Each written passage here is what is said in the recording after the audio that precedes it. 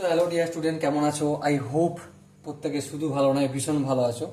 স্ক্রিনের ওপর সময় দূরত্ব কার্য এই চ্যাপ্টার একটা অঙ্ক দেখা যাচ্ছে। সেই অঙ্কটা আমরা প্রথমে মন দিয়ে বুঝবো, তারপর অঙ্কটা করব। ওকে, কি বলেছে দেখো।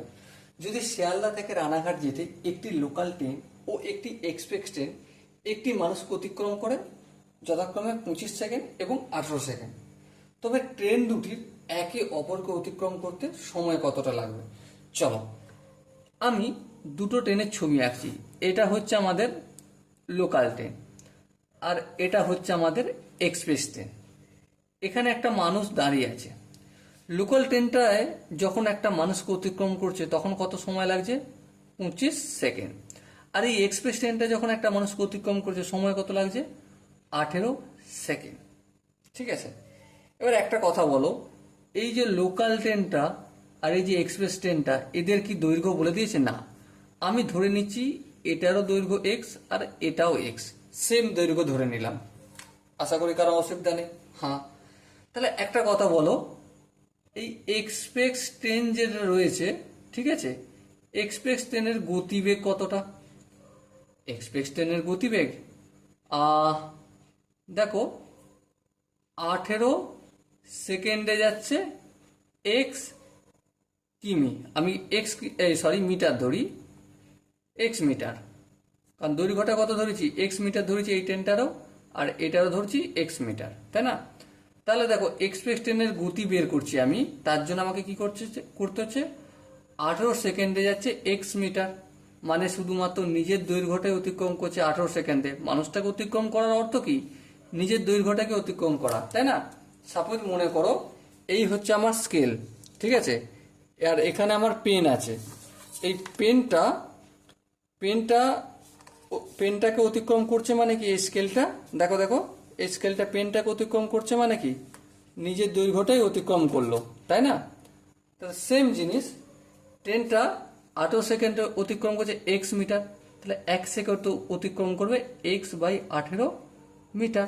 তো আলটিমেট এই এক্সপ্রেস ট্রেনটার গতি কত হলো? X by 18 metre per second. বলো, এই জায়গাটা কি বোঝা গেছে? আই হোপ প্রত্যেকের বোঝা গেছে। এবার দেখো, এটা গেল আমার কি? এক্সপ্রেস ট্রেনের গল্প গেল। এবার লোকাল ট্রেনের গতি, LOCAL, লোকাল ট্রেনের গতি। দেখো, লোকাল ট্রেনের গতিটা যদি আলোচনা করি, সেখানে কি গল্প বলেছে? যে 25 সেকেন্ডে যায় এক্স মিটার, তাহলে 1 সেকেন্ডে কত? X by 25 metre. তাহলে আলটিমেট লোকাল ট্রেনের গতিটা কত দাঁড়ালো 1 সেকেন্ডে? X by 25 metre per second. বলো, এই জায়গাটা কি বোঝা গেছে? হ্যাঁ, বোঝা গেছে। এবার একটা কথা বিচার করে বলো, এই দুটোর মধ্যে আপেক্ষিক গতি কতটা হবে? দেখো, এটাও যাচ্ছে শিয়ালদা থেকে রানাঘাট, আর এই ট্রেনটাও যাচ্ছে শিয়ালদা থেকে রানাঘাট। তাহলে দুটো যখন সেম ডিরেকশনে হয় তখন গতিটা কি হয়ে যায়? বিয়োগ হয়ে যায় গতিবেগটা, তাই না? তাহলে আপেক্ষিক গতিবেগ সমান আপেক্ষিক গতিবেগ ইকুয়াল টু কি? ইকুয়াল টু কোনটার গতিবেগ বেশি? এইটা, x by 18 minus x by 25। লসাগু করবো, 18 আর 25-এর লসাগু যত হবে হবে, আমি এখানে গুণ চিহ্ন রেখে করে দিচ্ছি।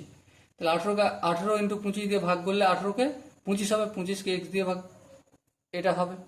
আর দেখো, 18 ইন্টু 25-কে 25 দিয়ে ভাগ করলে 18 হবে ভাগফল, 18-কে এক্স দিয়ে গুণ করলে 18x। তাহলে কি আসতে হবে? 25x থেকে 18x যদি বিয়োগ করি, 7x/18 ইন্টু 25। ওকে, এটা মিটার/সেকেন্ড।